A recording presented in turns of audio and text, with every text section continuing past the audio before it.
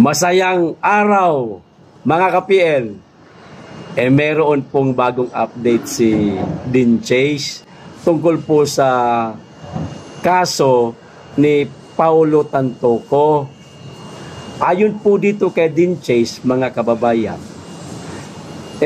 meron di umanong nagpunta sa BHPD o Beverly Hills Police Department na Asyano ang muka, no?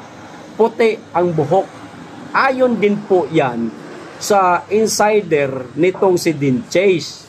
Kasi nagtanong siya ano na bang update? Manghihingi kami ng update. Nagtanong siya doon sa BHPD di umano. Ang sabi sa kanya, meron di umano nagpuntang isang opisyal ng gobyerno, mga kababayan. Opisyal ng gobyerno. Ngayon, pinadescribe niya. No? Ang pagkakasabi di umano dito kay Dean Chase, itong opisyal ng gobyerno na ito, sa ating bansa, opisyal ng gobyerno sa Pilipinas, di umano puti ang buhok. Mukhang Asyano di ba? Tapos puti ang buhok. Ngayon, siguro pati kayo mga kababayan, meron na kayo naiisip kung sino nga opisyal ng gobyerno sa ating bansa na puti po ang buhok, no? Yun ang describe kay Dean Chase.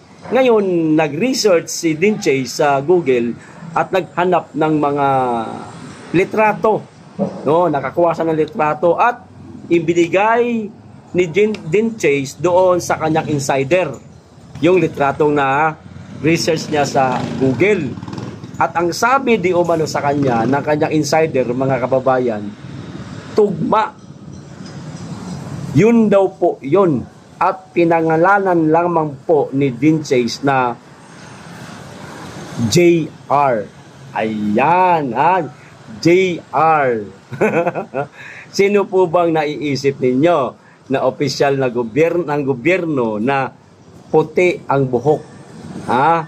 Na meron pong initial name, na initial ba tawag dyan? Basta acronym, parang gano'n, na JR. Kayo na lamang po ang humusga, mga kababayan. Ayon po ito sa update nga ni Dean Chase na panunuorin po natin ngayon. At eto na po ang video, mga kababayan.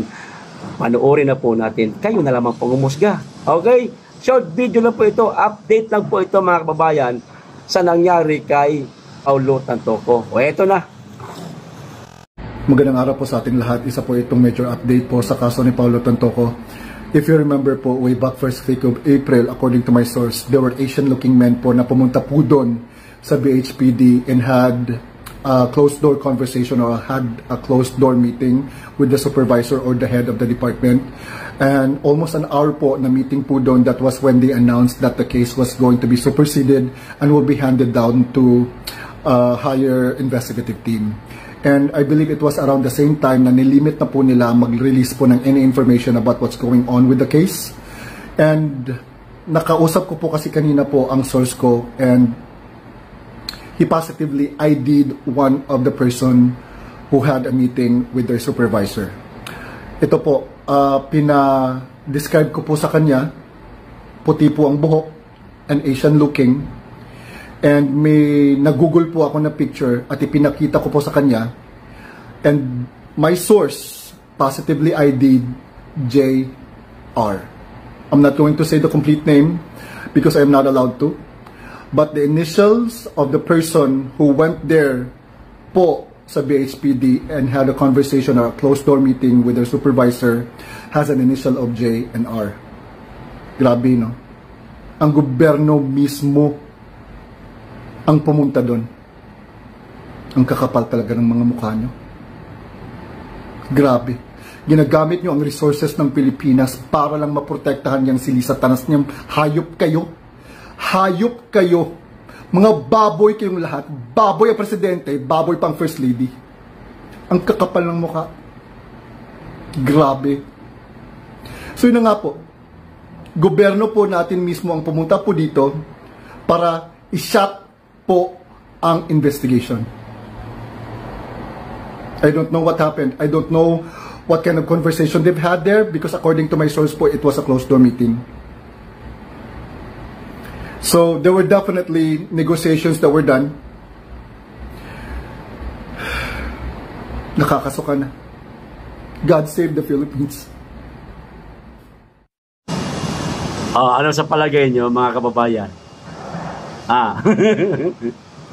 Sino kaya itong opisyal ng gobyerno na ito sa ating bansa na puti ang buhok, pumunta sa BHPD di umano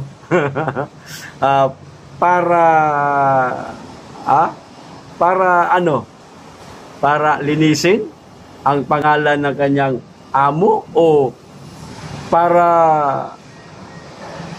ayusin yung kanyang problema? Alam ko pong meron na kayong idea, mga kababayan.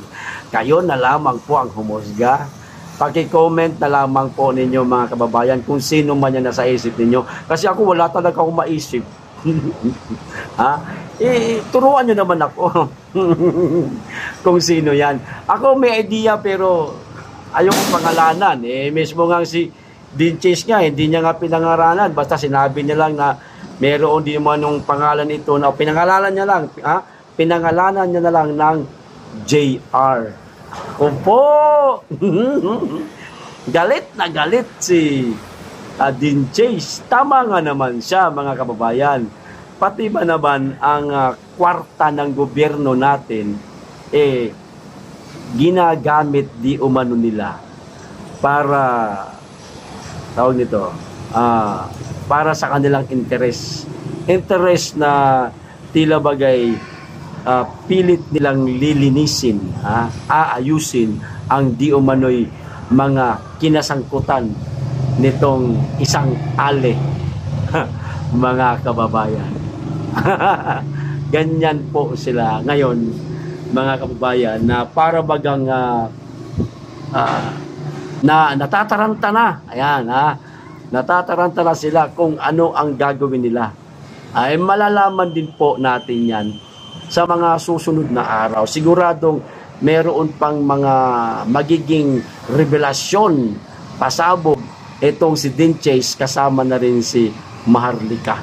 Mag-abang-abang po tayo, mga kababayan, para yung naiisip ninyo at na-comment ninyo kung sino siyang si JR na yan, kung tugma ba yung inyong hinala sa mga susunod pang update ni Dean Chase. Okay, hanggang dito lang muna. Maraming salamat, mag-iingat kayo lagi at higit sa lahat, mahalin natin ang Pilipinas.